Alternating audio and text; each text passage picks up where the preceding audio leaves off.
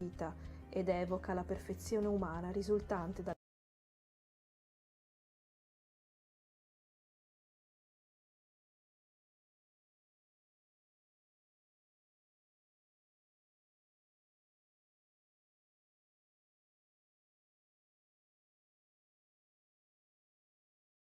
uccelli che becchettano le spighe alludono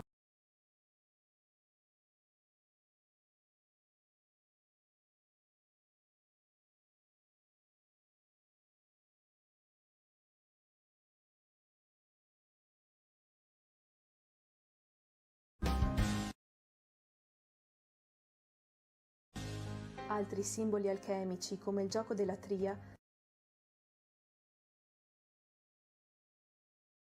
li troviamo al Fontego dei Tedeschi e su di un lato della scuola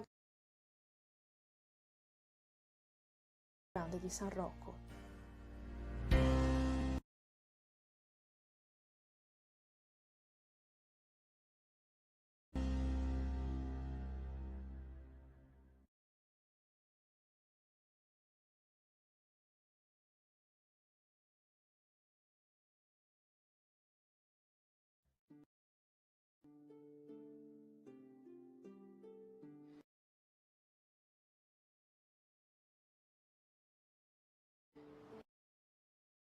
Il sogno di Polifilo è un romanzo allegorico molto importante. È considerato il libro alchemico per eccellenza.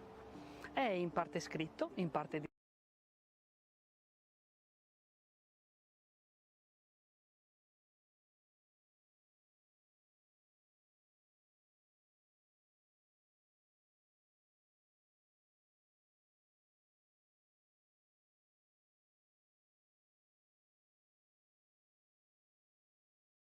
neurotomachia polifili.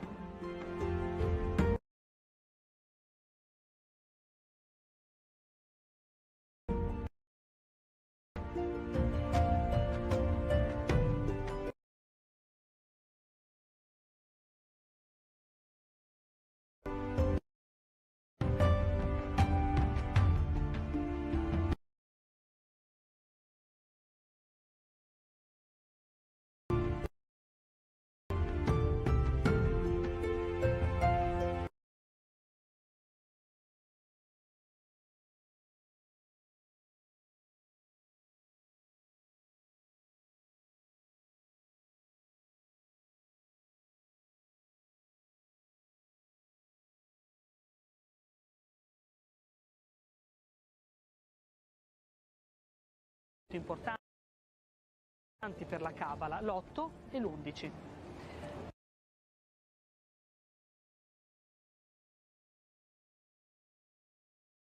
La chiesa è lunga 121 piedi, 11 per 11, è larga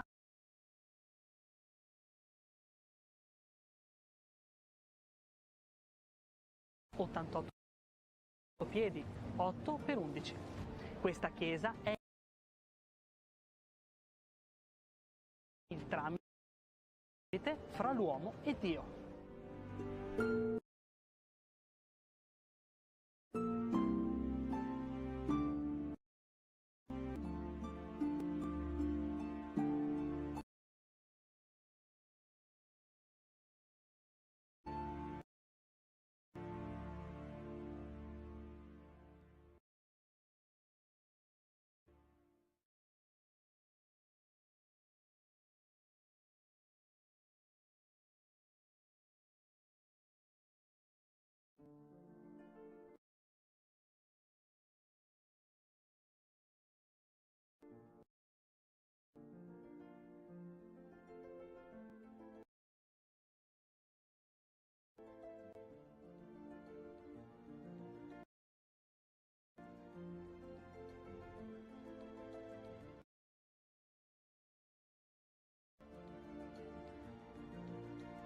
Le influenze dei vari ordini o società segrete nel mondo moderno sono molte e spesso davvero ben celate. come un motto dei Templari in un campanile a forma di obelisco.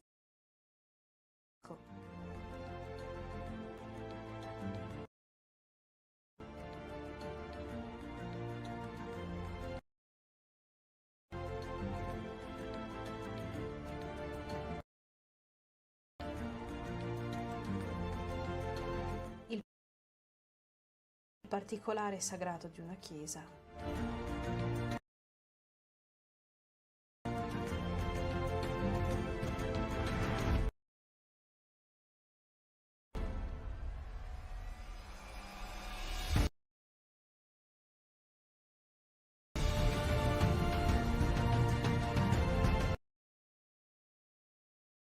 Oppure una chiesa in un paesino del Trevigiano.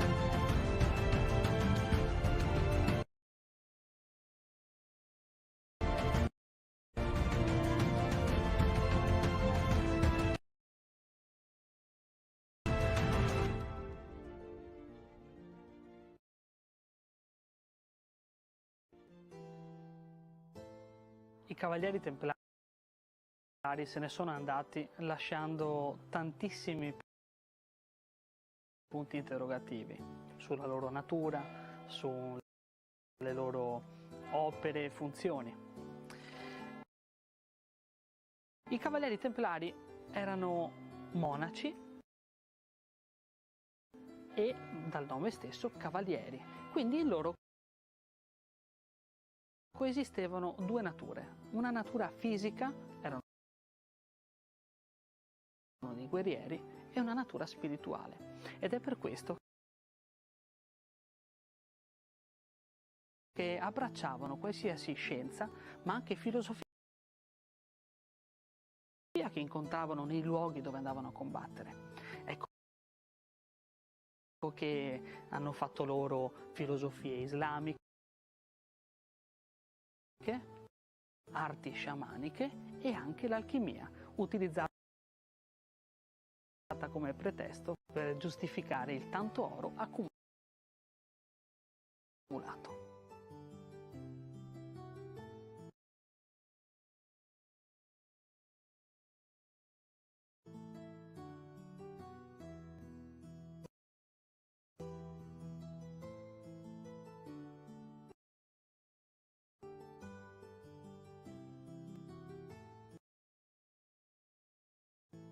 La nascita del movimento Rosa Croce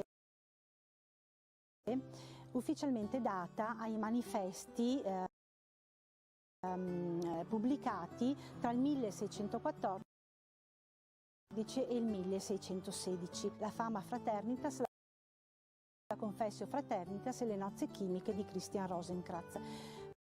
Probabilmente il movimento rosacrociano esisteva anche prima, sicuramente nell'Inghilterra elisabettiana, e molti ritengono che Shakespeare fosse appunto un Rosacroce, sicuramente si manifestò appunto tra 1614 e 1616 con questi tre manifesti che crearono in Europa un grande subbuglio. Proponevano attraverso anche un discorso alchemico una nuova libera chiesa, una nuova chiesa spirituale per via iniziatica e anche un nuovo mondo, e nascondevano anche una proposta politica, tant'è che il più noto medico e alchimista e rosacrociano fu appunto Paracelso, che attraverso la sua rivoluzione alchemica proponeva proprio anche una rivoluzione politica. Tra l'aprile del 1665 e l'ottobre del 1666, Federico Gualdi, mago, alchimista e rosacroce, gestì ad Agordo le miniere di Valle Imperina della famiglia Crotta e ne curò poi gli interessi anche a Venezia.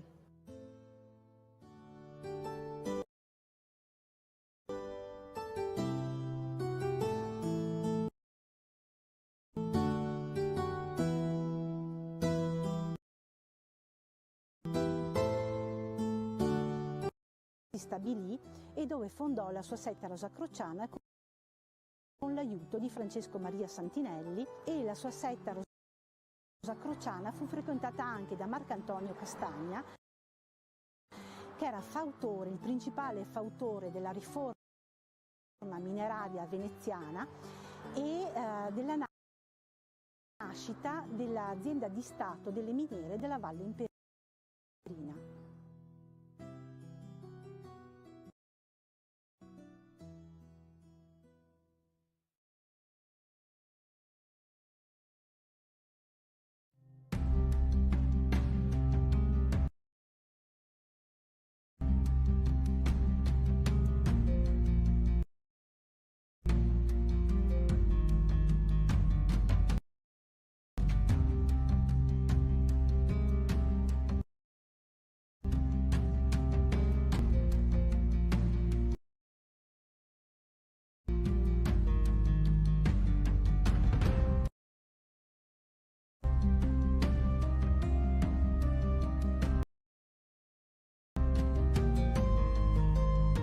Anche Castelfranco non è esente da influenze alchemiche.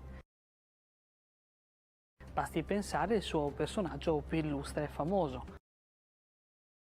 il Giorgione.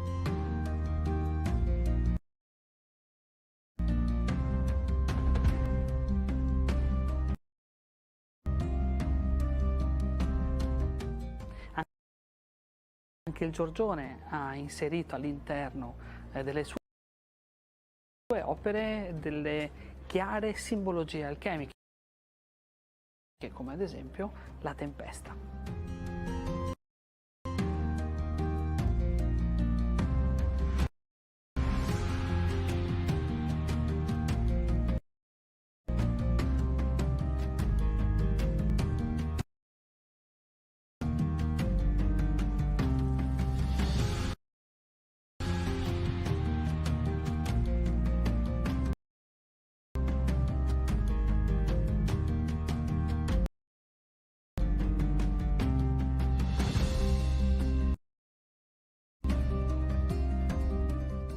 Morto molto giovane, il Giorgione fu un pittore unico nel suo genere. Basti pensare alla Madonna col Bambino che troviamo all'interno del Duomo di Castelfranco. Questa tela è l'unica carattere sacro dipinta dal Giorgione, e questa è una cosa assai rara.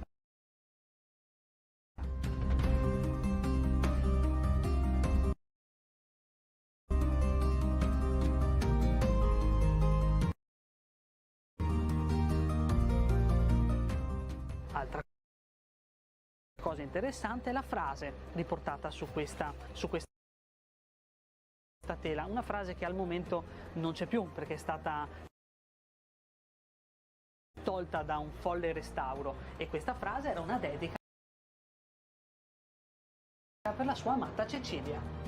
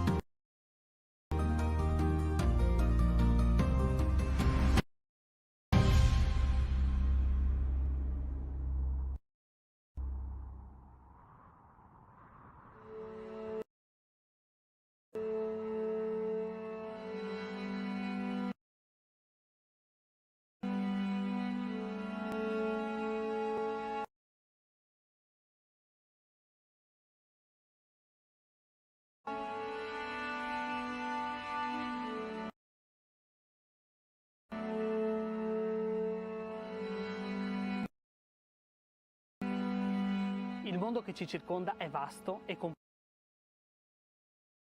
complicato. Quando studiamo la storia, la vera storia, non esiste un bianco e un nero, non esiste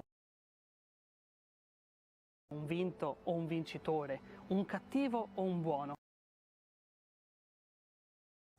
Tutto si interseca, tutto non è così schematico come pensiamo.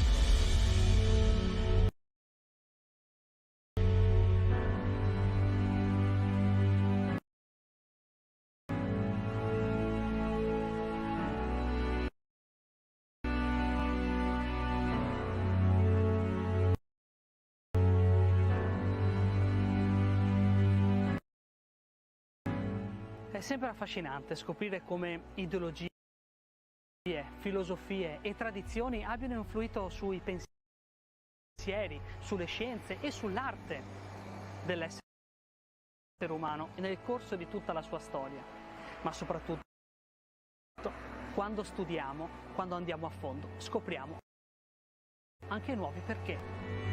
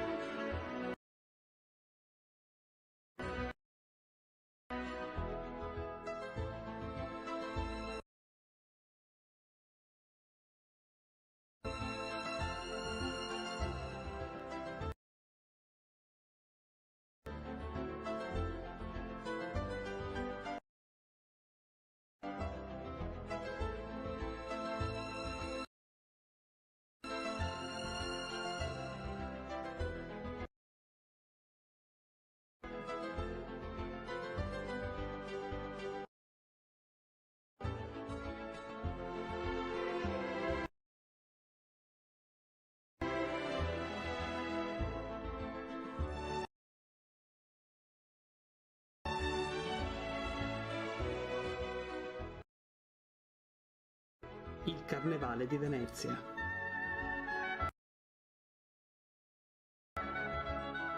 Se ne hanno ricordi fin dal 1094, sotto il dogado di Vitale Falier.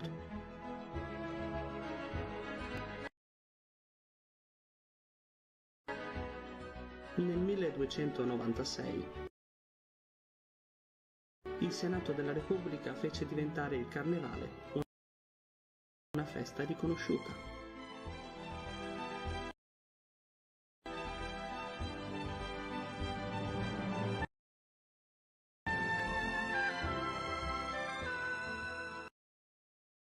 Ci fu un tempo dove a Venezia il Carnevale iniziava la prima domenica di ottobre e terminava i giorni prima della Quaresima.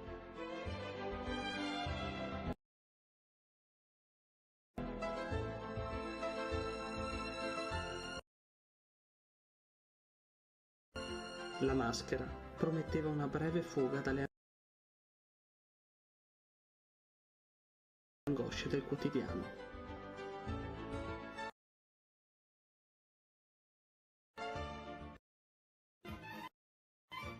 Aveva una particolare conformazione che alterava la voce, ma permetteva di bere e mangiare, mantenendo l'anonimato.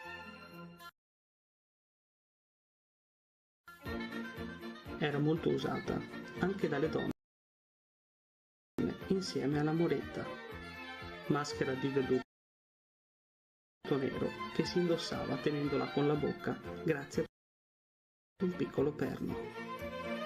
E infine, quella del medico della peste. Nella Venezia del Medioevo,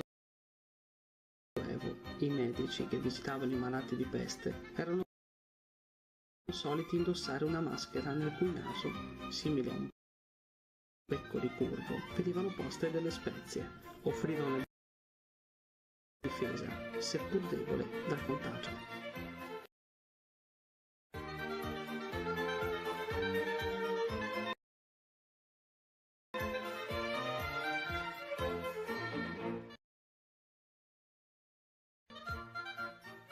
Dopo la caduta della Repubblica, il carnevale pian piano scomparve e con questo ovviamente anche le maschere.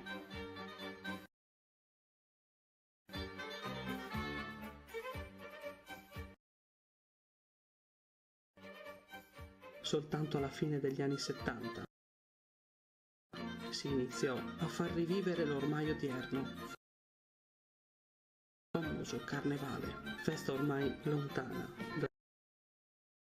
dal suo glorioso passato, non più specchio della cultura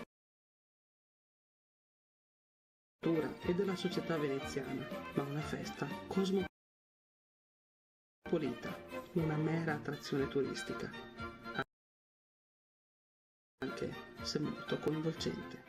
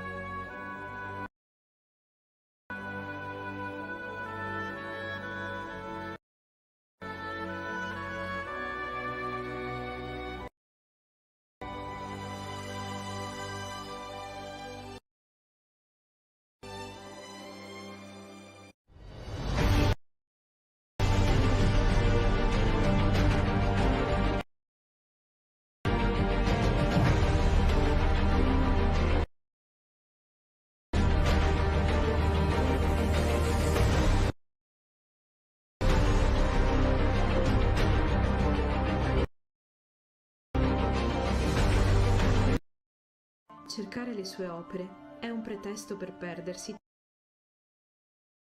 tra le calli di Venezia.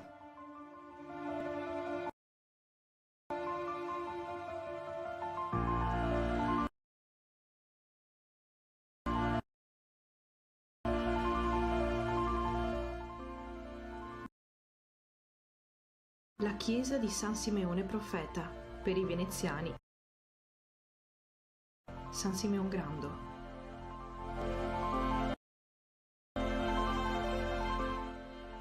La chiesa di San Simeone Profeta non attira gli sguardi, però è molto antica.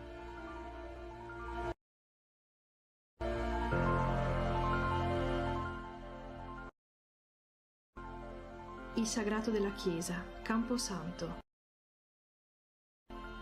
ricorda il tempo in cui i cimiteri erano nei pressi delle chiese.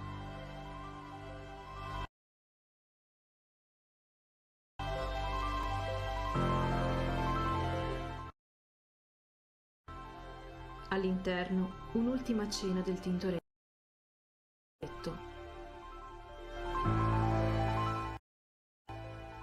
Il committente sembra essere la figura sulla sinistra.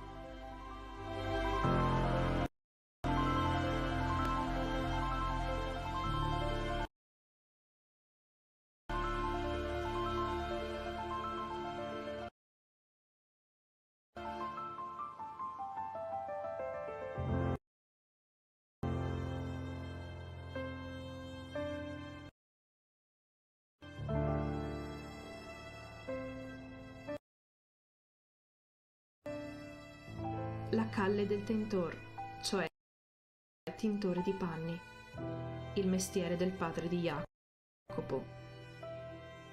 Jacopo, soprannominato Tintorello e Tintoretto perché un po' gracile.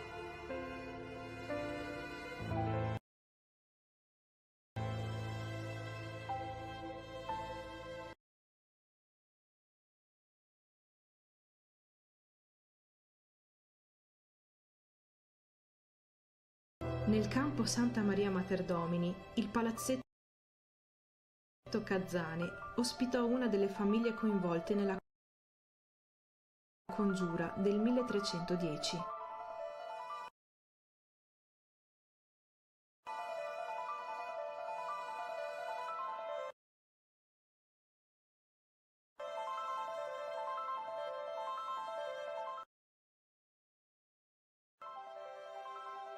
Il leone, ora rimosso, il simbolo della colpevolezza. La facciata della chiesa Santa Maria Mater Domini non si trova sul campo, ma sulla calle a fianco. All'interno, una grande tela ricorda un momento dimenticato della storia cattolica. Il ritrovamento della croce di Cristo da parte di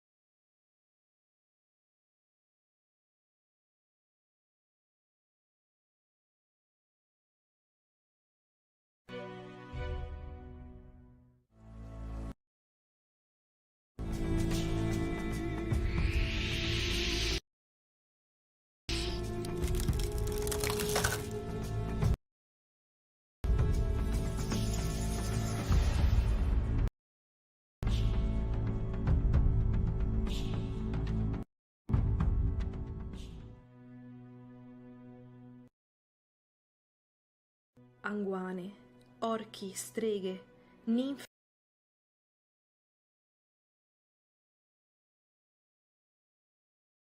e sanguanelli.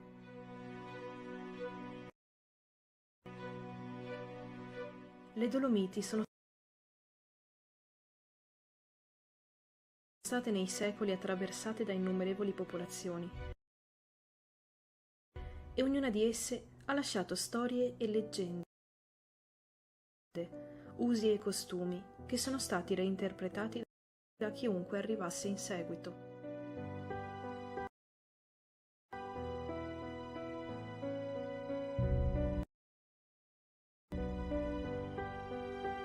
Nelle leggende, le anguane erano donne fate che abitavano le montagne e i boschi fitti.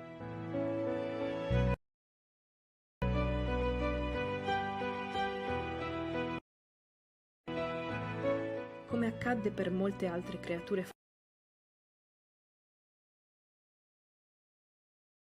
fantastiche derivate dalle credenze pagane, il cristianesimo non giovò certo alla loro fama. Si cominciò prima a dire che erano bellissime, ma solo fino alle ginocchia. Sotto potevano nascondere demoniaci piedi caprini, code di serpente, zampe di gallina con artigli.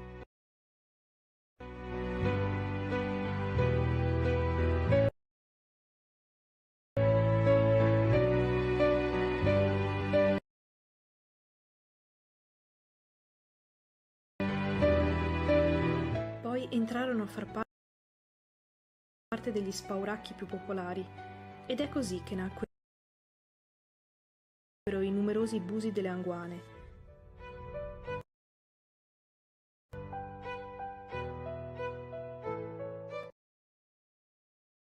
Con il progredire della nuova religione vennero presto identificate con le comuni streghe malvagie, ingannatrici,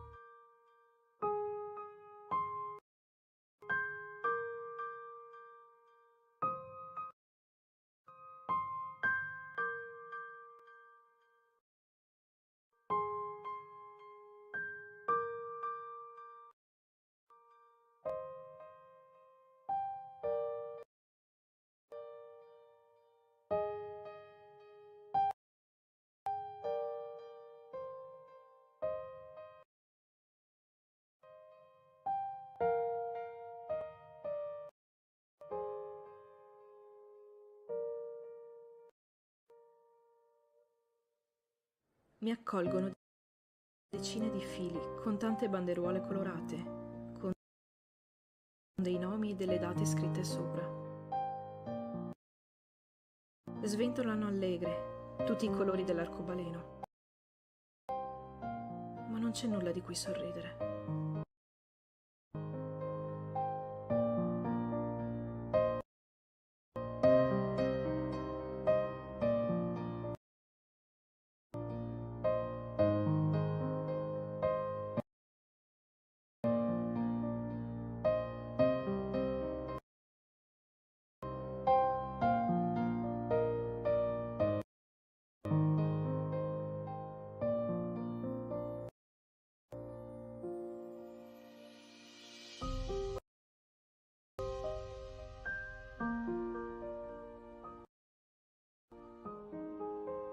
Arrivo ai piedi di una lapide di cemento alta oltre 250 metri.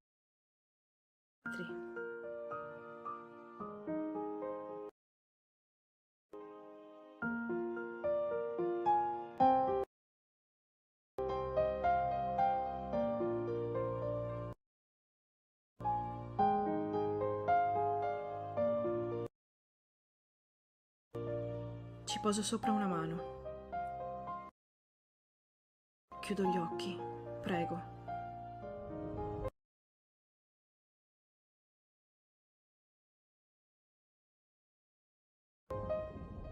Mi immagino immersa nell'acqua. Milioni di metri cubi d'acqua. Il cemento sotto la mia pelle non si muove. Non si mosse nemmeno allora. In quella notte fu qualcos'altro a muoversi.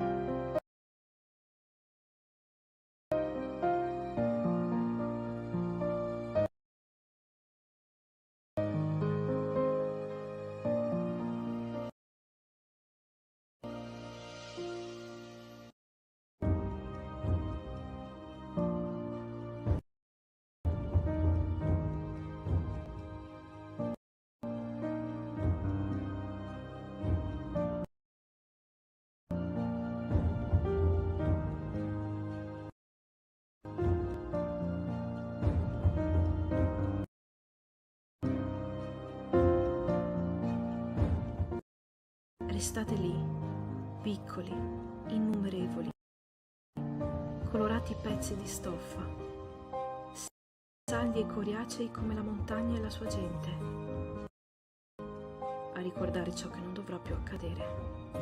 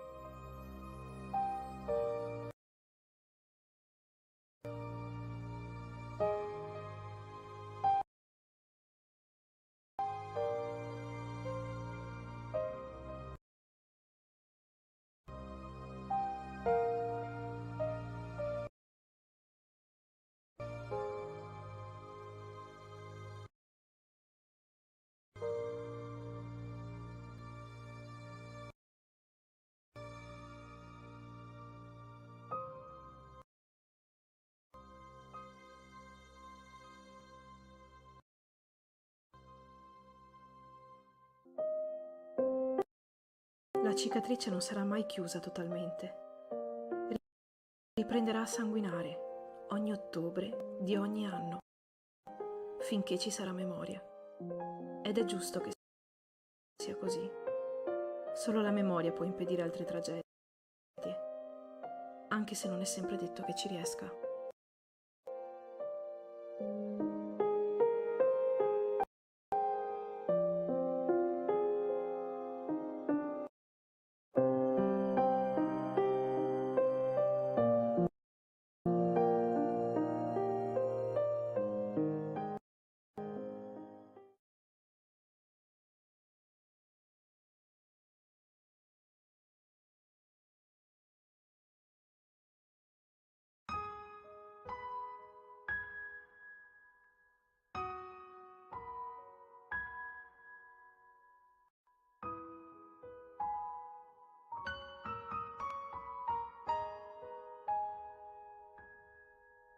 Il diabete di tipo 1 è una malattia autoimmune cronica. Chi ne è affetto, per vivere deve somministrarsi insulina ogni volta che mangia, con un'iniezione. Saper calcolare la giusta dose è una sfida quotidiana. Per farlo è importante conoscere la quantità di carboidrati del pasto. Se a casa si può pesare il cibo, quando si è fuori casa tutto si complica.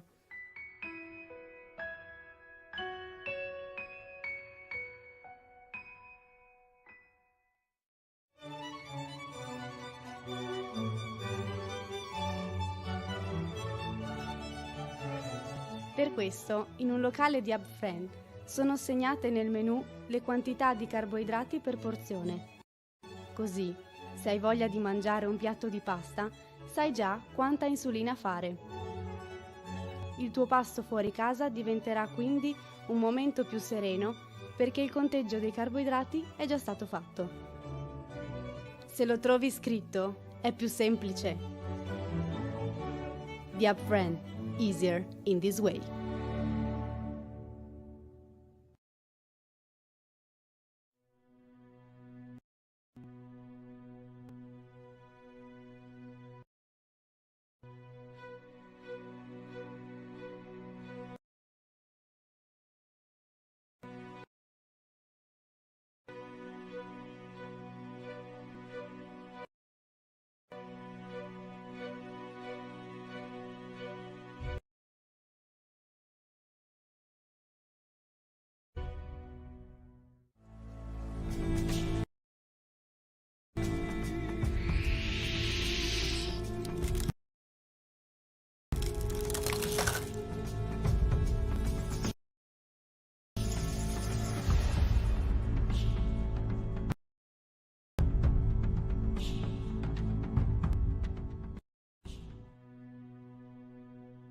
Anguane, orchi, streghe, ninfe e sanguanelli.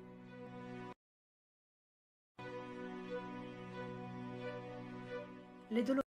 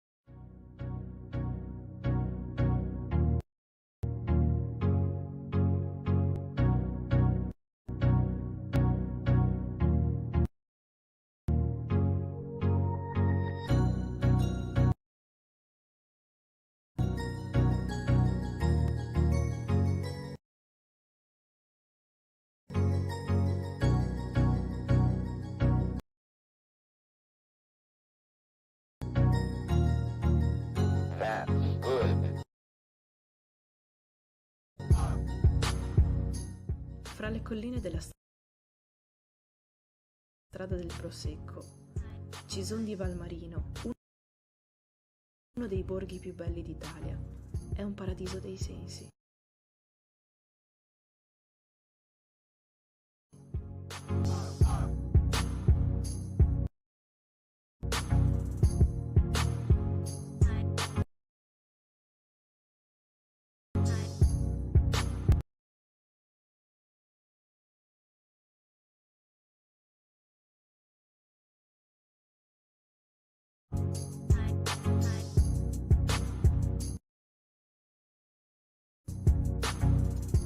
Partiamo dall'imponente Castello Brandolini, una delle rocche più grandi d'Italia.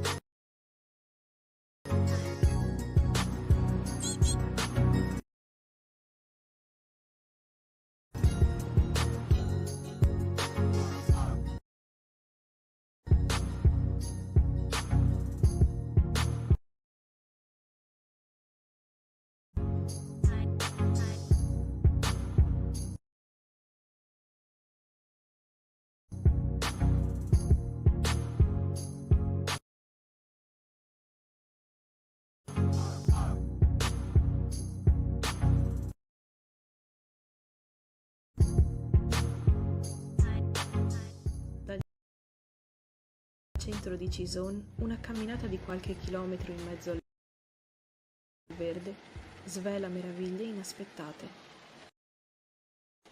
La via dei mulini arriva fino al bosco delle penne mozze.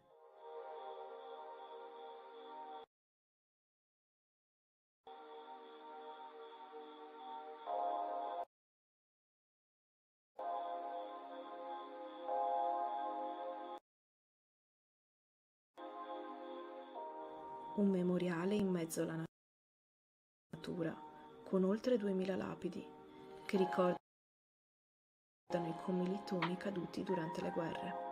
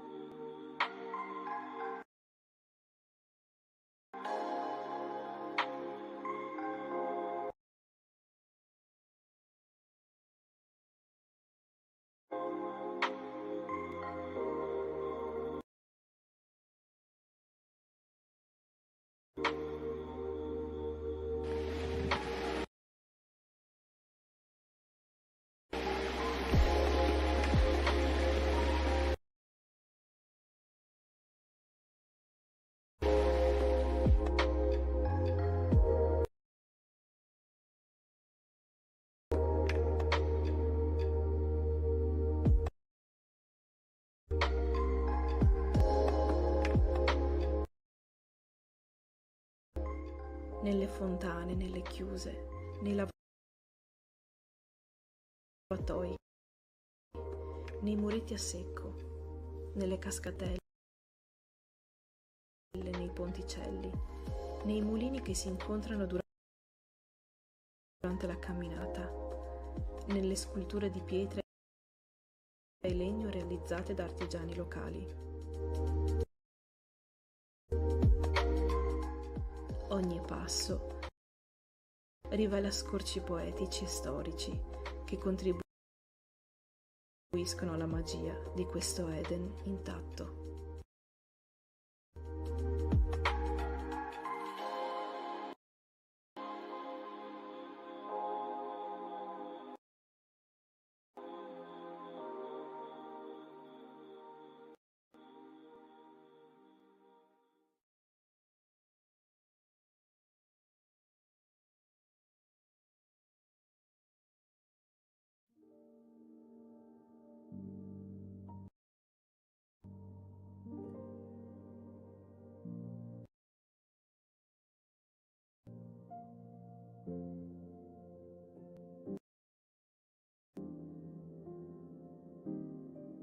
Sono passati mesi dall'ultima volta che sono venuta a trovarti e mi mancavi tantissimo. Sei sempre bellissima, mia cara Venezia. I tuoi colori, i tuoi profumi, i tuoi silenzi mi ritemprano da stanchezza e solitudine.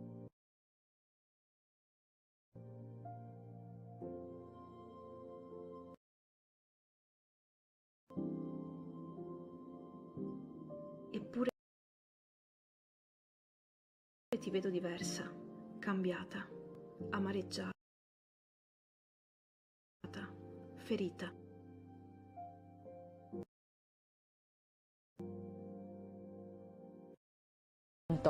Il dottor Carlo Sigurtà decise di aprire questo paradiso verde in una soleggiata domenica di marzo, era il 19 marzo, e da allora tantissimi sono i visitatori che vengono a trovarci al parco.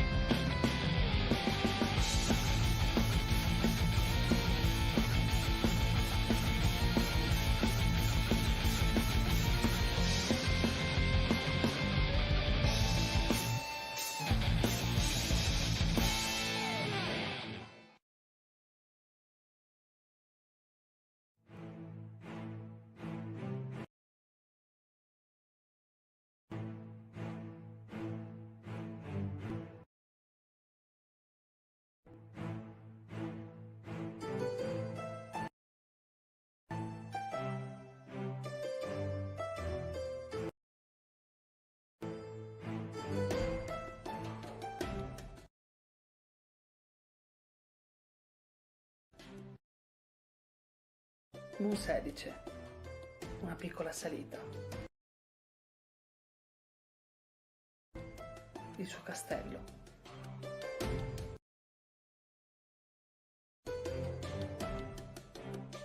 L'antica pieve di Santa Giustina.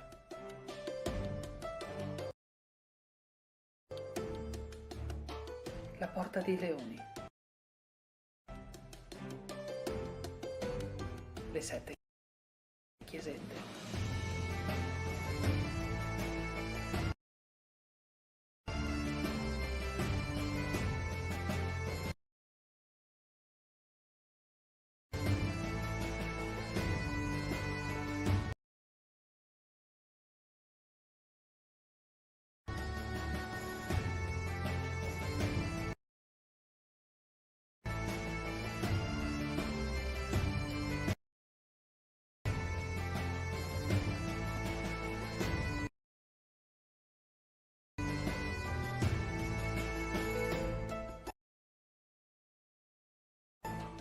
È tutto così affascinante.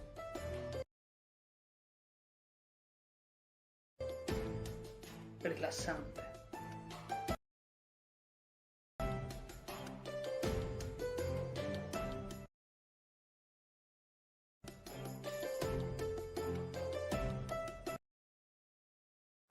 Misterioso.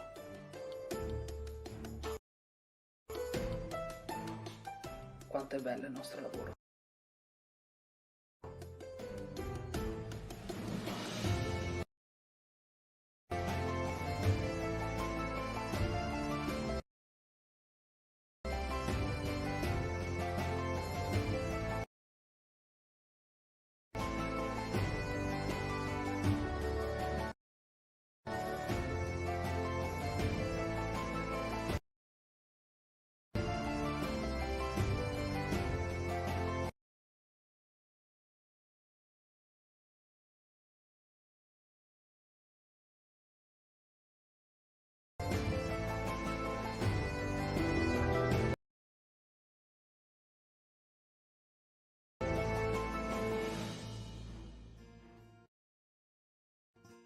Monselice.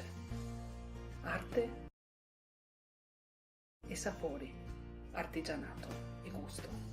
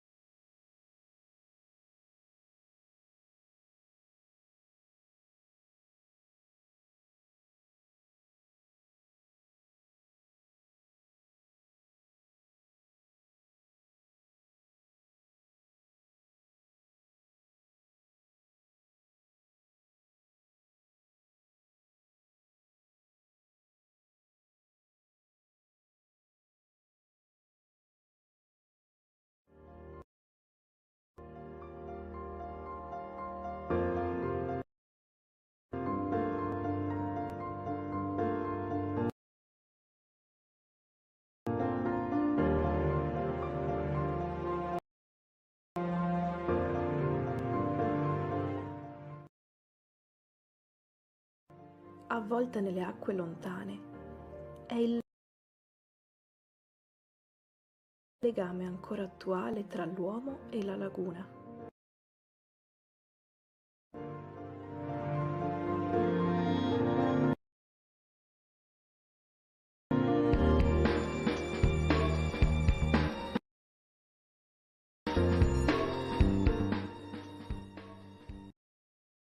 Burano, mi sei mancata.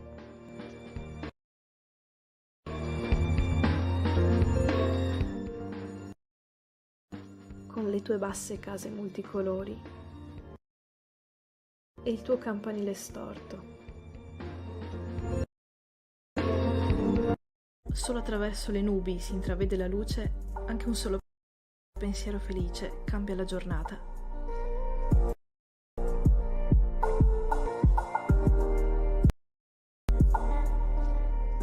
E sai, un'unica cosa. Il sole tornerà.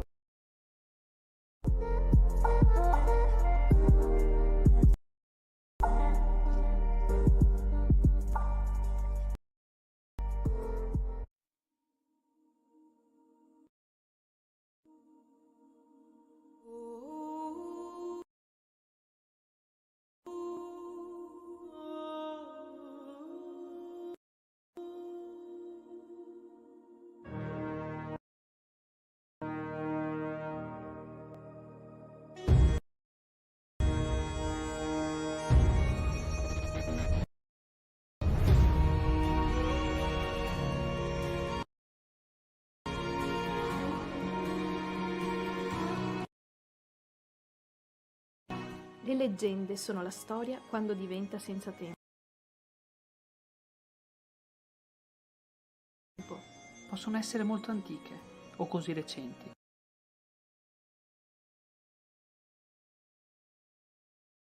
Da non essere ancora state raccontate.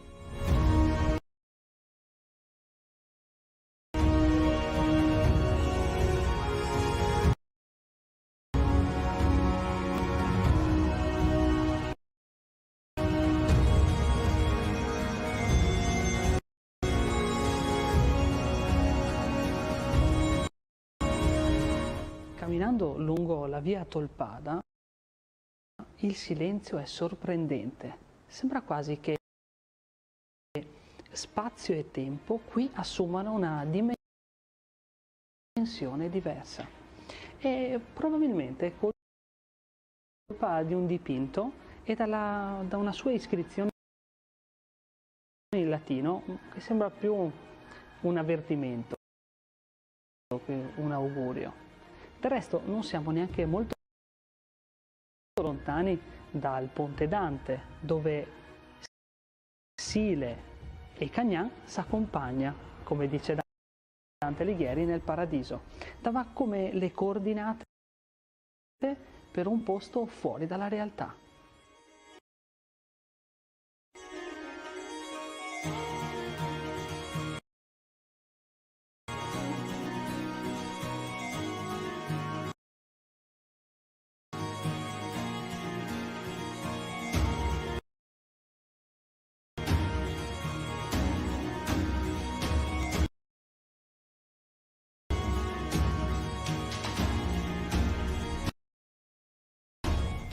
Per molti studiosi, la Divina Commedia è un'opera esoterica. E non è un caso se proprio in questa via troviamo un'immagine di Adamo ed Eva con una frase enigmatica: il Signore custodirà in eterno la tua entrata. Pare che il termine custodire non fosse da intendere con proteggere, ma con imprigionare. In questa casa viveva un uomo appassionato e studioso della Divina Commedia, cercava di capirne i segreti. Era sposato con una moglie bellissima e sembra che lui sia riuscito ad imprigionare la moglie e l'amante, e questa immagine fa parte proprio del rito magico adoperato per imprigionarli.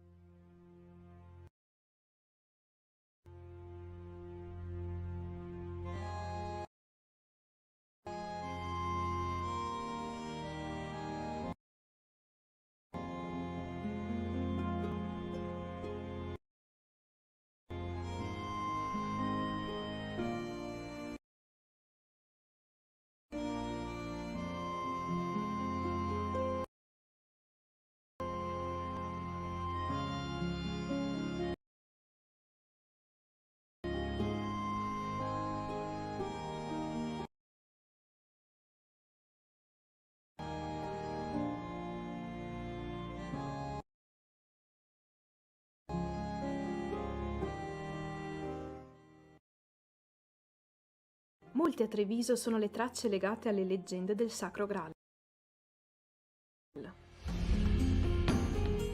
Nei vecchi manoscritti la Camelot mitica è rappresentata come un castello con 3 torri. Esso è uno degli stemmi di Treviso, presente nei decori della Loggia dei Cavalieri. Molte località vicino a Treviso si rifanno al mito arturiano. Basti pensare alla città di Morgano. Morgana, nel ciclo del Graal, era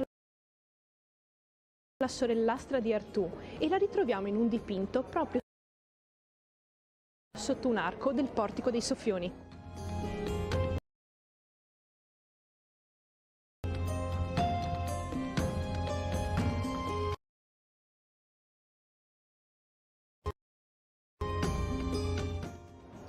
Contrapposto al tondo di Morgana che uccide il drago, rimane solamente un altro dipinto, quello di un giovane con in mano 2 draghetti. Potrebbe essere Mordred, il figlio incestuoso di Morgana e Artù, e rovina di quest'ultimo.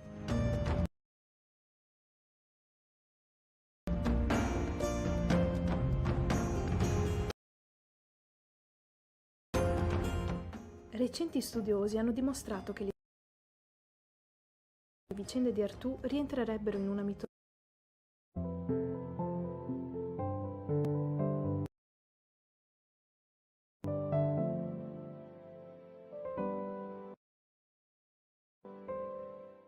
simboli arcani, alchimia e arte, tiranni e cavalieri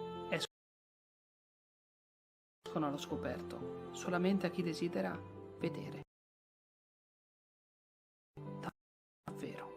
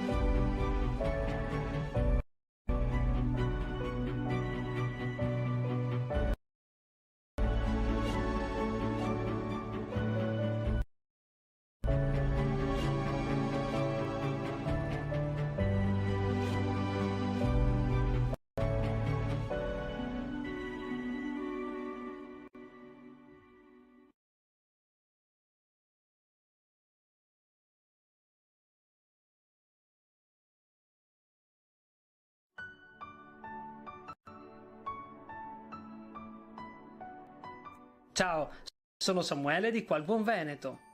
E io sono Sabrina. Oggi vi portiamo a Porto Buffolè.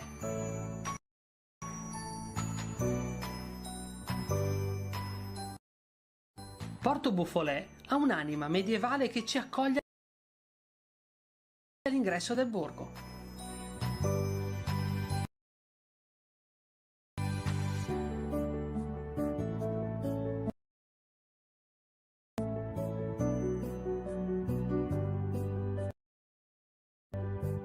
È bellissimo, le sue architetture, le strade in pietra e le atmosfere che raccontano tempi lontani.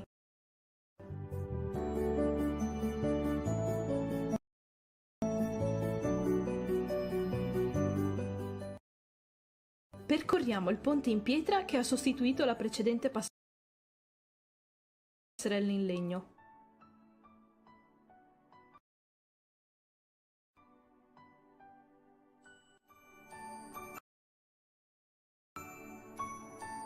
Per fortuna che la città si è ripresa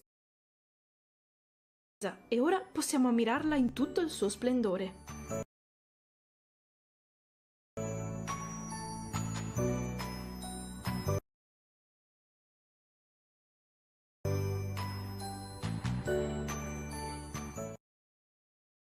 Ma dov'è il centro storico? Sabrina, qui è tutto un centro storico.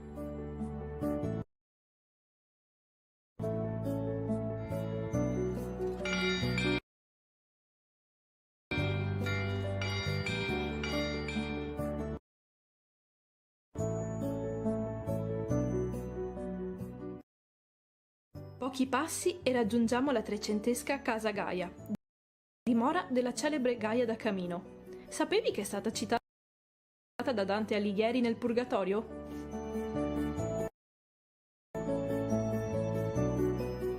Porto Buffolè faceva parte delle città murate. Ora la torre civica del X secolo è l'unica superstite delle 7 torri che dominavano il borgo.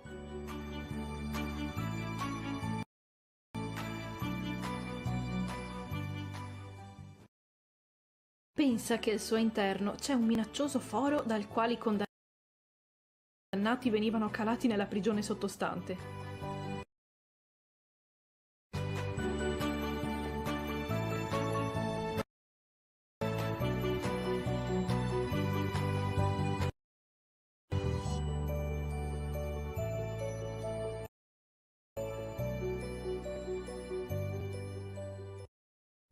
Siamo rimasti affascinati da questo luogo incantato, al confine tra il Veneto e il Friuli Venezia Giulia, borgo di falegnami e barcaioli. Merita di essere visitato e noi speriamo di aver acceso la tua curiosità.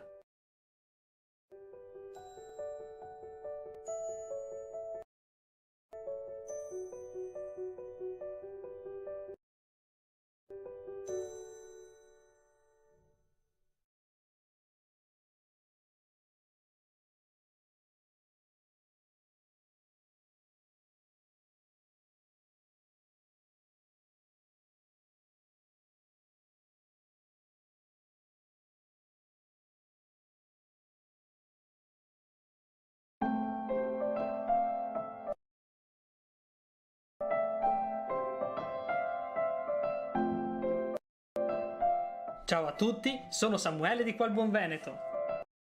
E io sono Sabrina.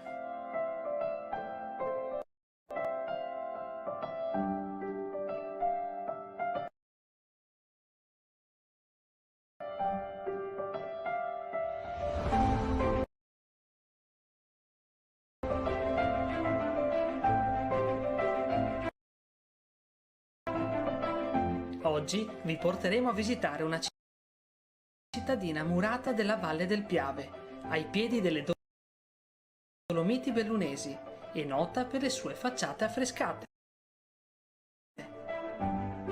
Hai capito dove siamo? Ma certo, siamo a Feltre!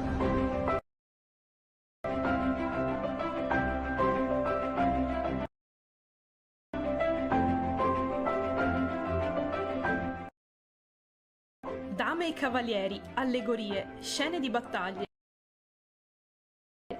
La città è un museo a cielo aperto, con le montagne che fanno da cornice. Mi sono già innamorata. Ma Samu, tu cosa conosci della sua storia? Con le invasioni barbariche conobbe un lungo periodo di decadenza, passata in seguito sotto gli Scaligeri e i Visconti, è con la Serenissima, a partire dal XV secolo, che la cittadina vivrà il suo momento d'oro, sintetizzato nei numerosi affreschi che ancora oggi rivestono le facciate dei palazzi.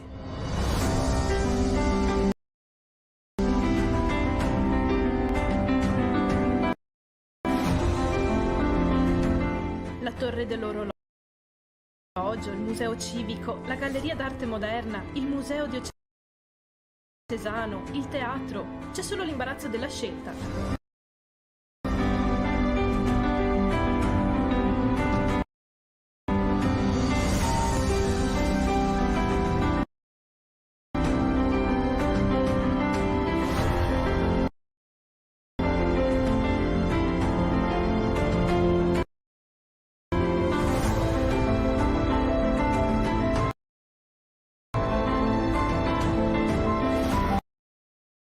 Vicenza affascina anche per i suoi misteri.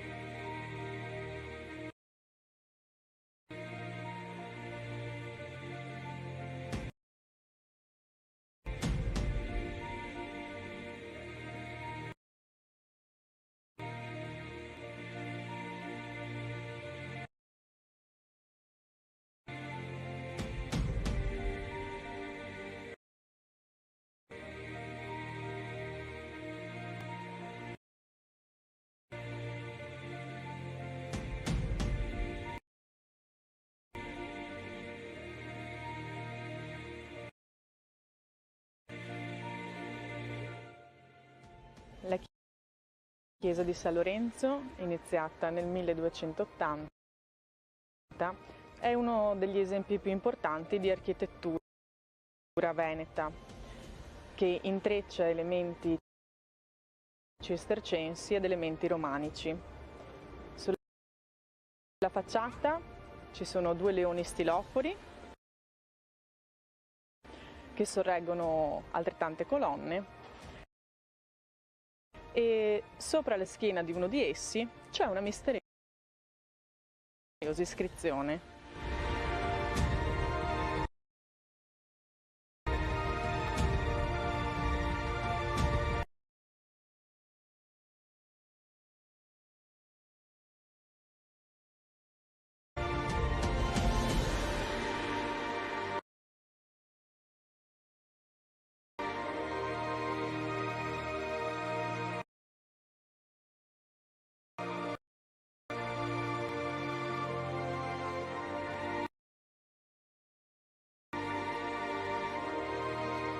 L'iscrizione sopra il leone ci racconta come un certo Bozzo debba farsi carico del restauro di una zampa del leone. Non sappiamo se Bozzo effettivamente sia stato l'autore del danno o se si fosse fatto carico del restauro per espiare un peccato. Sicuramente quello che sappiamo è che se non l'avesse fatto non avrebbe più potuto frequentare la chiesa, cosa gravissima per l'epoca, perché una volta morto non avrebbe trovato pace eterna.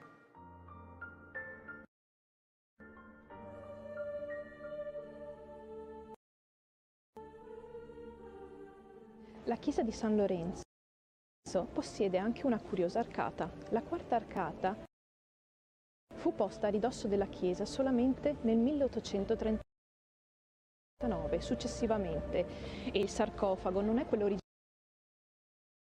originale che è posto all'interno della chiesa, ma uno che fu usato anche come abbeveratoio per gli animali.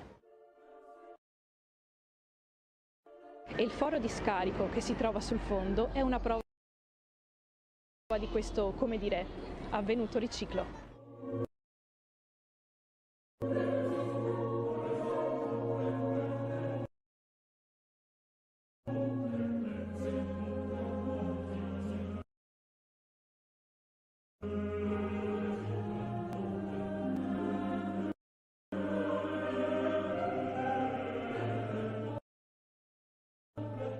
La pala di San Giuseppe da Copertino in estasi non richiama l'attenzione dei visitatori, eppure richiama una scena eccezionale per la tradizione cattolica, una levitazione. Le testimonianze raccontano che San Giuseppe da Copertino usasse levarsi da terra, quasi volare, quando si pronunciava il nome di Gesù o di Maria.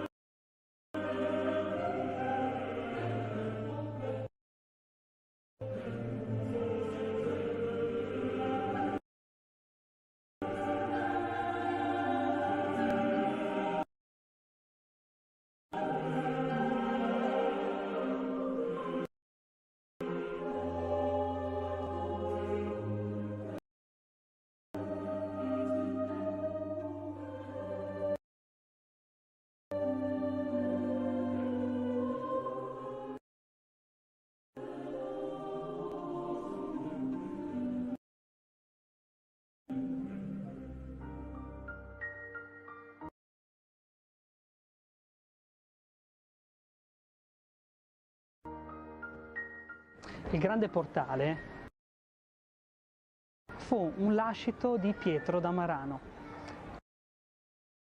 usuraio e consigliere di Can Grande della Scala.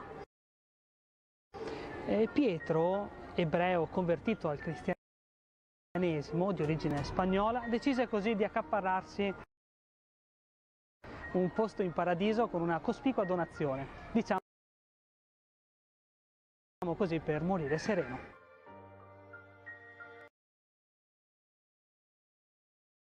lo troviamo rappresentato nella lunetta del portale. Pietro era un uomo potente dal punto di vista politico e anche dal punto di vista economico, e non ebbe nessuna paura, nessun timore di farsi rappresentare gobbo, deforme, inginocchiato e penitente.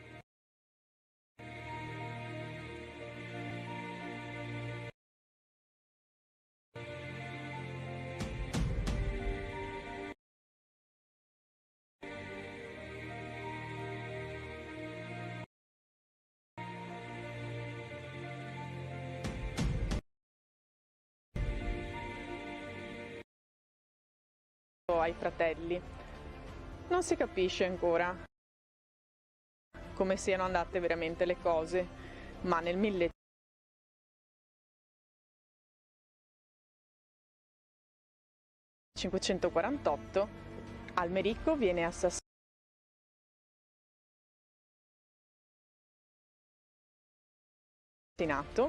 con lui la madre, la servitù, e giusto per eliminare i testimoni, anche i vicini di casa. La furia dei due aveva forse radici più occulte.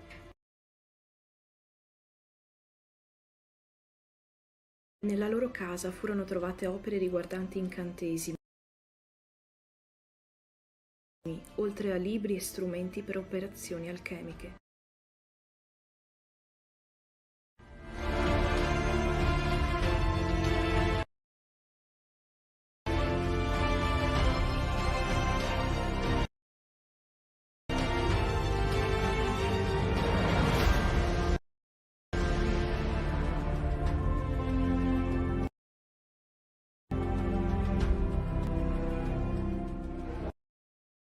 Camminare per Vicenza, scoprirne i segreti, respirare la storia è davvero molto suggestivo.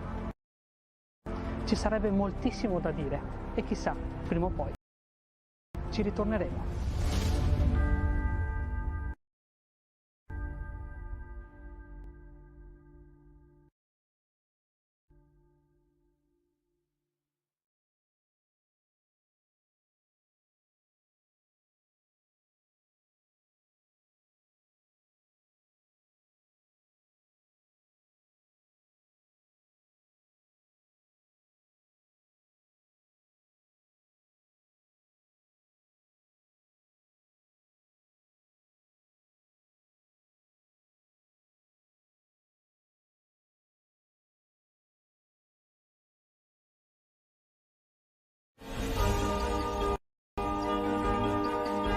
Giovani in Erba, una trasmissione che parla di giovani in agricoltura e nel turismo. E se anche tu sei un giovane in erba, Contattaci e noi verremo a trovarti a visitare la tua attività.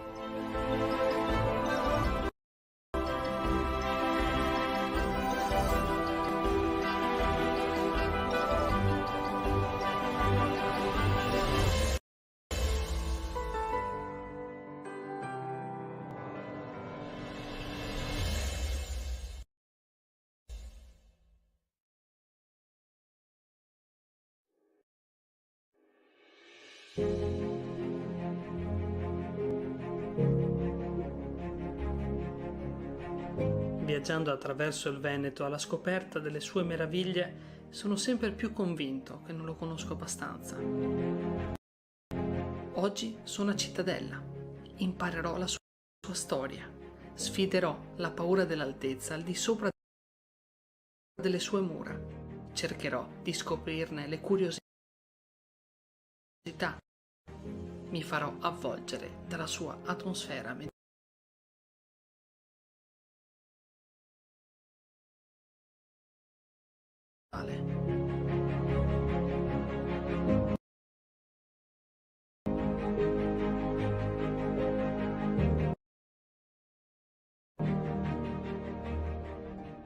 La fondazione di Cittadella risale attorno al XIII secolo, ma la sua storia è ben più antica. Mi sto avvicinando alla città e sono senza parole. È impossibile non rimanerne affascinati.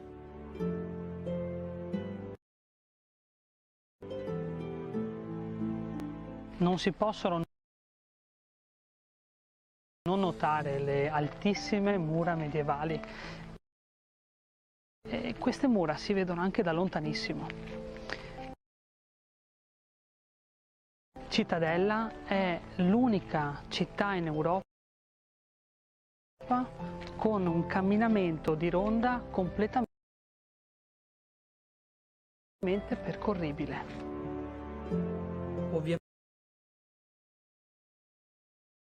Ovviamente non posso perdere questa opportunità e mi sto dirigendo verso l'ingresso della passeggiata panoramica.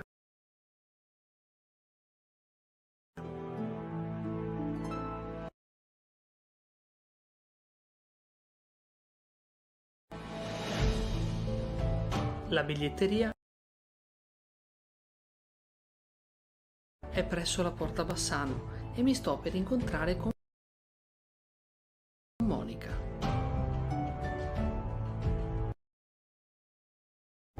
Benvenuto a Cittadella, il percorso sarà completamente percorribile, durerà più o meno 1,5 km, quindi un'oretta, e si comincia dalle scale di qua.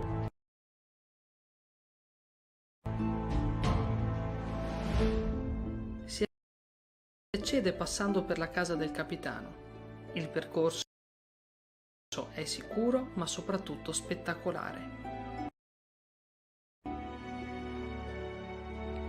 L'altezza mi inquieta un po'.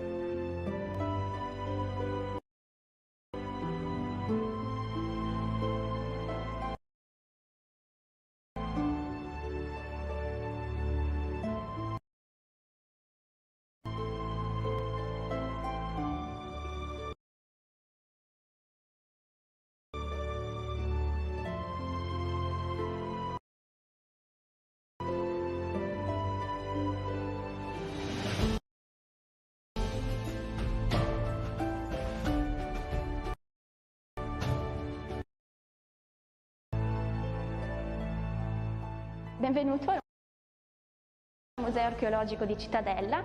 Qui possiamo trovare dei reperti di tutte le epoche storiche che ha vissuto Cittadella.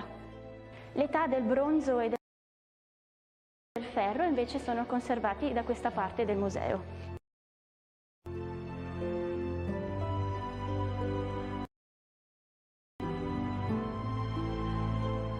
Qui invece c'è il cippo gromatico romano ritrovato nel letto del fiume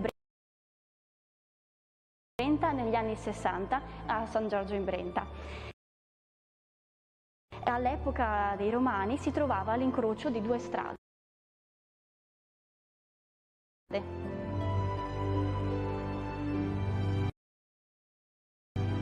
Qui abbiamo dei reperti medievali e del vasellame rinascimentale riccamente decorato.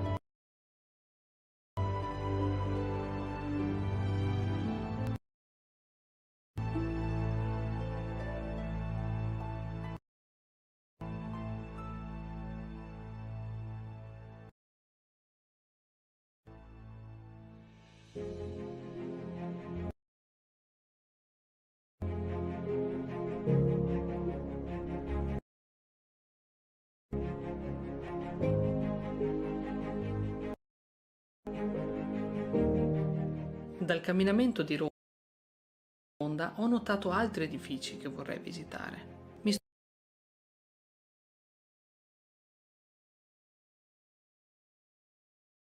avviando verso il teatro sociale.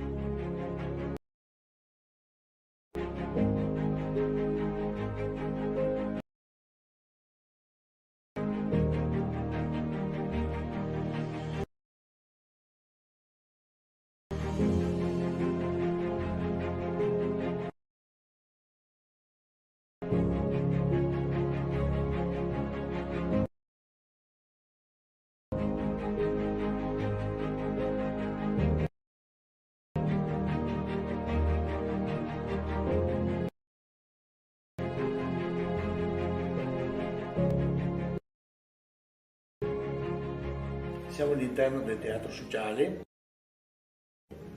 un gioiellino nato nel 1817 su richiesta di alcuni cittadini di Cittadella che appartenevano alla locale filarmonica che era nata qualche anno prima, nel 1804.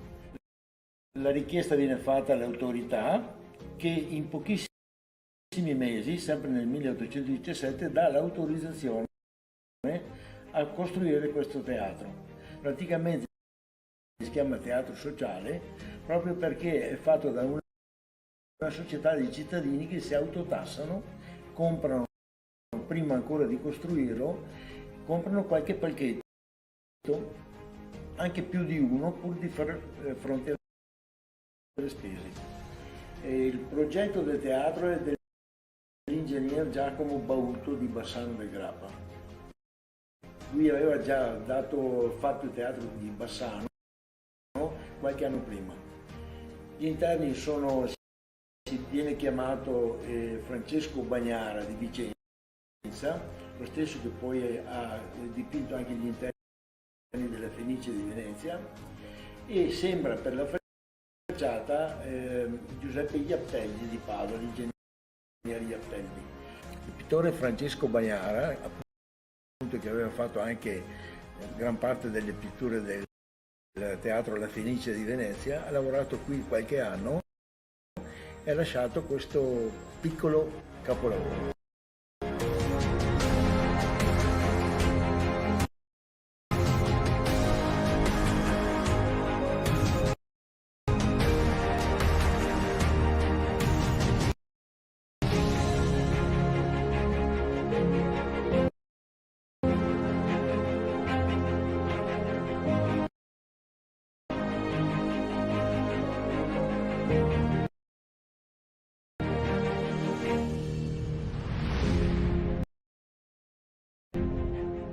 Mi sto dirigendo verso il Duomo di Cittadella. All'interno, opere di grande valore.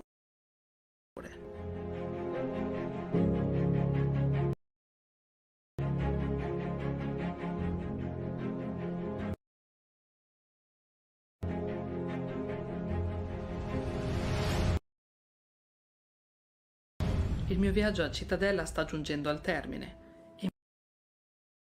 Mi rimane un'ultima cosa da fare: assaggiare un dolce tipico, la dama dei Carraresi. Per questo sto per incontrare Massimo del Bistrò Carraresi.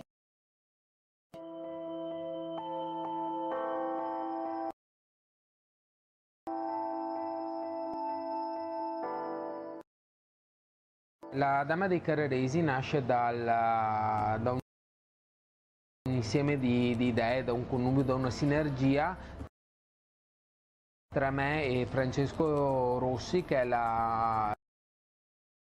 il depositario della memoria storica di quello che qua una volta c'era, quindi la famosissima pasticceria Rossi. E la voglia era proprio quello di ridare vita a un dolce che aveva reso famosa Cittadella. La volontà appunto è stata quella di rimodernizzare un po' quello che era un dolce storico di Cittadella, e quindi l'abbiamo reso un po' più soffice, un po' più alto, mantenendo comunque l'autenticità dei sapori e l'originalità del prodotto. Quindi non troverai conservanti, non troverai coloranti, ma potrai separare la genuinità della materia prima fresca con cui viene fatto, e sono sicuro che ti piacerà moltissimo.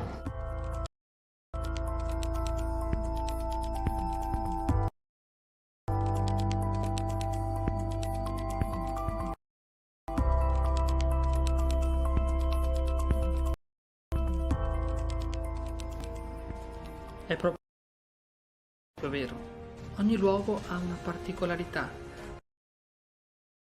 Ogni luogo ti trasmette sensazioni diverse e uniche.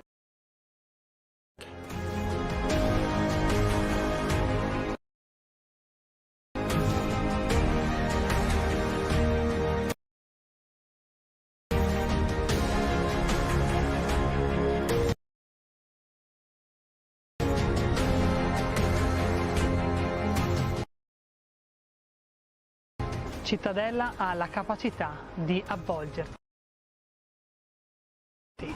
prenderti e trasportarti in un'altra epoca. Un'epoca particolare, non sempre apprezzata, ma sicuramente affascinante, a cui è piacevole ogni tanto buttare uno sguardo.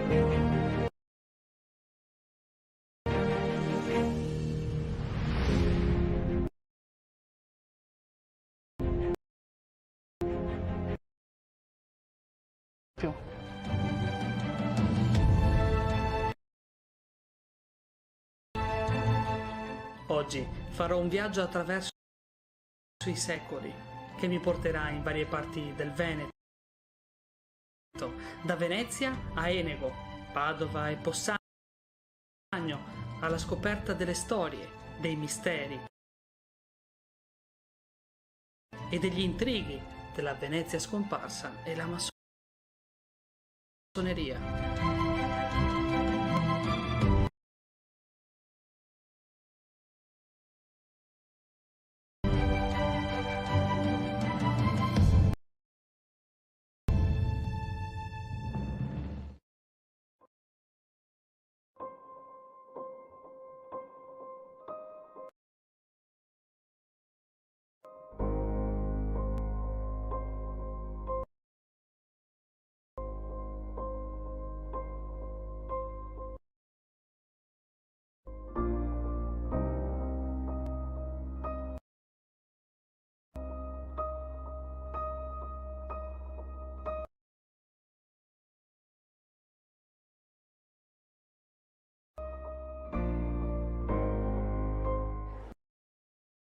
Non è insolito, camminando per Venezia, imbattersi in targhe o scritte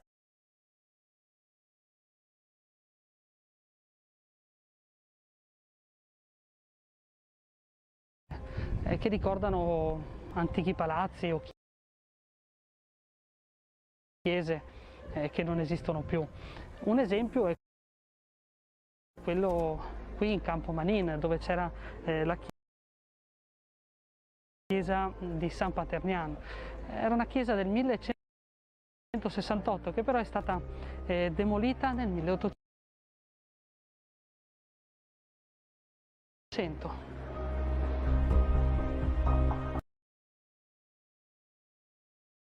La chiesa aveva un caratteristico campanile a pianta poligonale.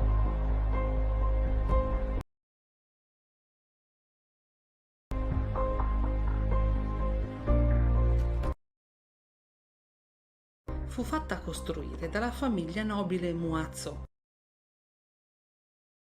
La posizione e la datazione sono frutto di ricerche di un architetto molto enigmatico, Tommaso Temanza.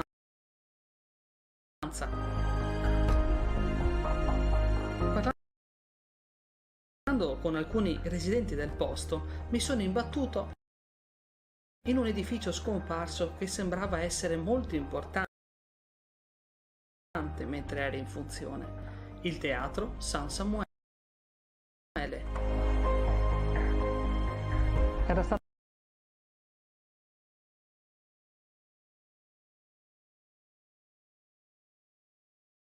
costruito nel 1656, proprio voluto dalla famiglia Grimani. È stato però demolito poi nel 1894. Era un teatro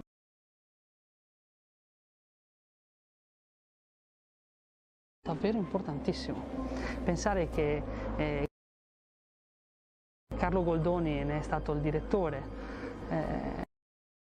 ci sono state le prime di Vivaldi, di Rossini e vi sono anche Giacomo Casanova. Tra l'altro Goldoni e Casanova erano dei massoni.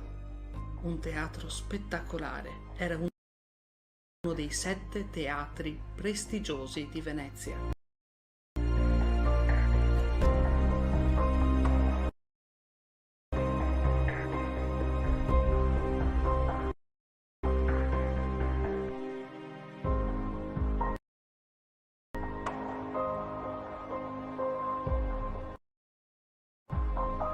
sto per andare a visitare una chiesa teatro di un famoso furto. Nel 1993 fu rubato un dipinto del Bellini, Madonna col bambino, del 1480.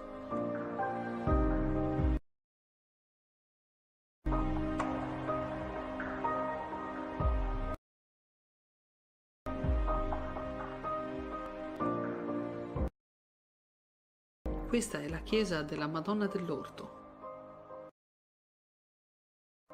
Il pavimento è quello che ricopriva i campi di Venezia in passato. Fu la massoneria a ricoprire la città con la pietra d'Istria.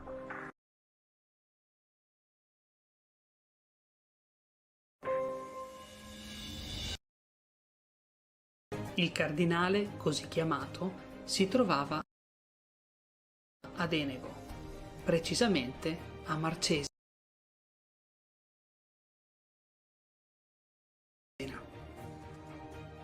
Fu portato a Venezia solo dopo la Prima Guerra Mondiale.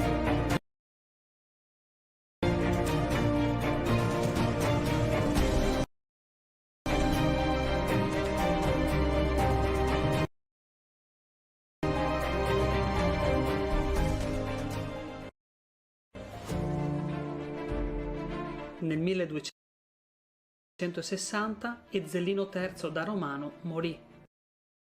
Fu l'ultimo Ezzelino a governare Enego. La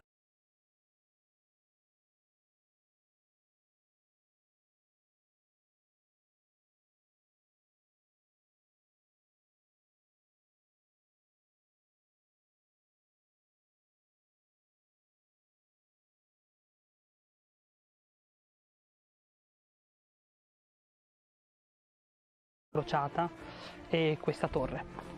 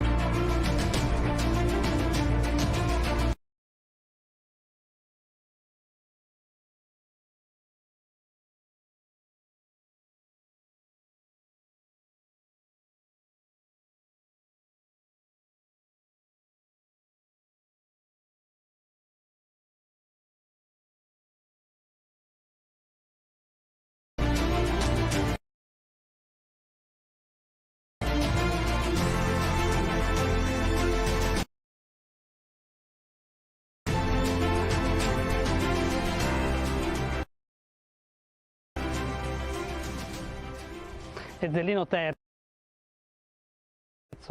detto il tiranno da Romano,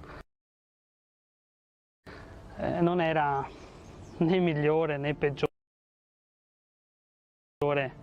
di tutti gli altri suoi contemporanei. Era semplicemente ghibellino, mentre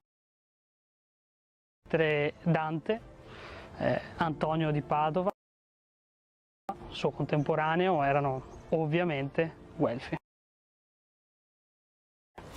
Ed è forse per questo che venne consegnato alla storia come il peggiore di tutti.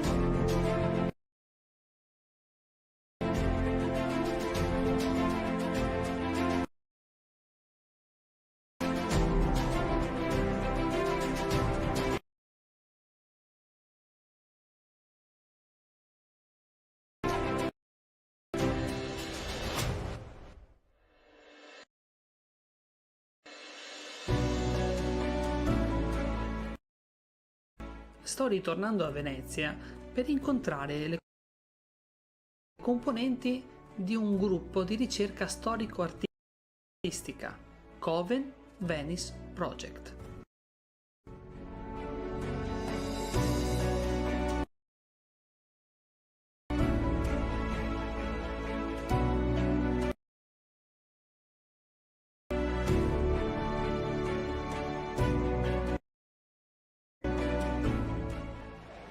Ti sto portando verso il campo della Maddalena, dove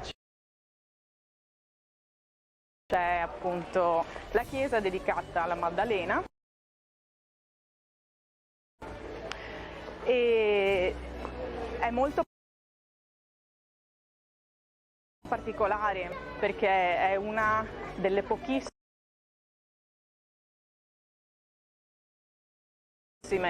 chiese di Venezia a pianta circolare, ed ha appunto questa pianta circolare che è un po' particolare perché a Venezia ne esistono solamente altre due, una è San Simeon Piccolo e l'altra invece è la Basilica della Salute. Si hanno notizie di un edificio religioso già dal 1222 sotto la famiglia Baffo o Balbo, dipende dai documenti.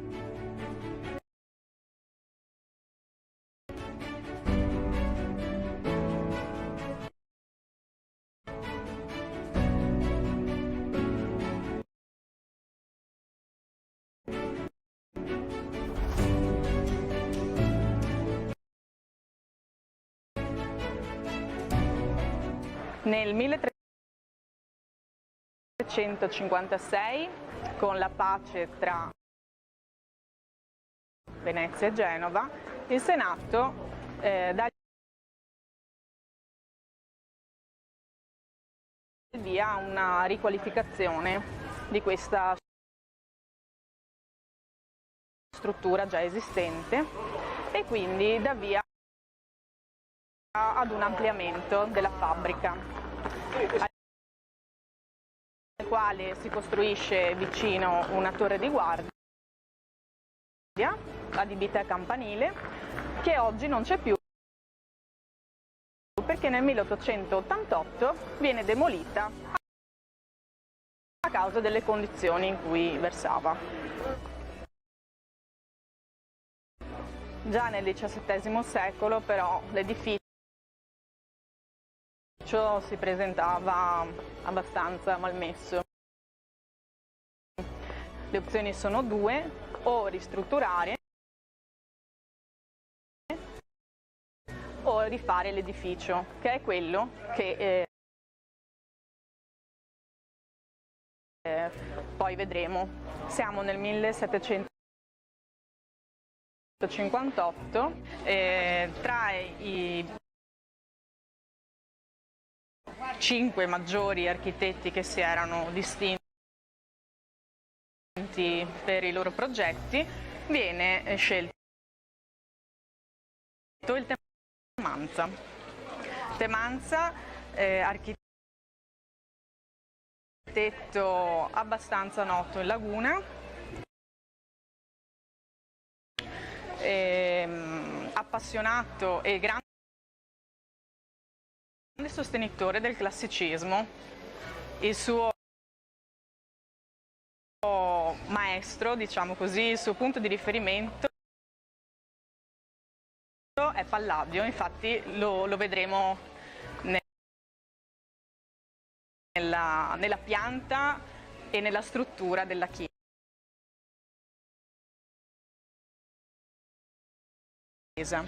Nel 1763 viene posta la prima pietra, dove è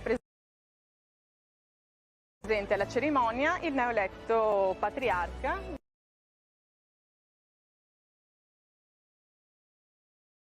Giovanni Bragadin.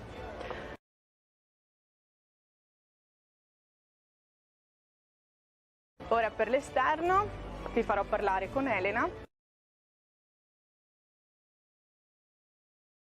che ti racconterà qualcosa di particolare di questo edificio così insolito.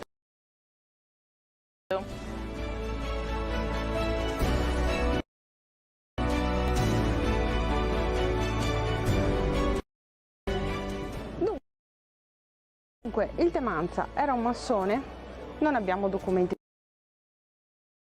certi a riguardo. Sappiamo per certo che lui era un grande amante appunto del classicismo e pertanto si pensa che questa chiesa sia stata proprio edificata in base a queste sue predilezioni artistiche. Dunque, la chiesa della Maddalena è una chiesa molto particolare perché avendo esternamente una pianta circolare, tuttavia all'interno troviamo una pianta esagonale. L'esterno, come potete vedere, c'è un timpano triangolare sormontato da una doppia coppia di colonne ioniche e la prima cosa che salta all'occhio è appunto l'occhio onniveggente, che è all'interno di un cerchio e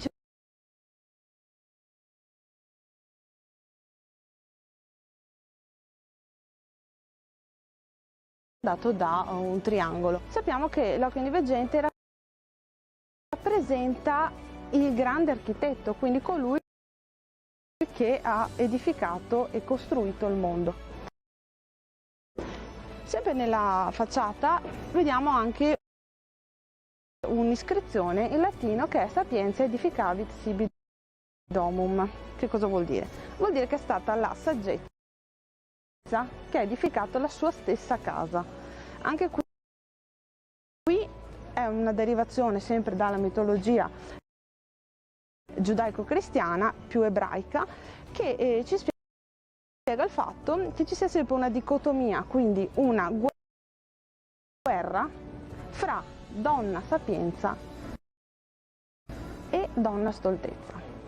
Quale delle due avrà la meglio nell'edificare la città? Ovviamente la sapienza, ovviamente la saggezza. Dunque, come dicevo, all'interno della chiesa vi è una suddivisione della pianta esagonale. La chiesa stessa è divisa in 4 navate, in 4 arcate, e all'interno vi sono 12 colonne. Il 12 è un numero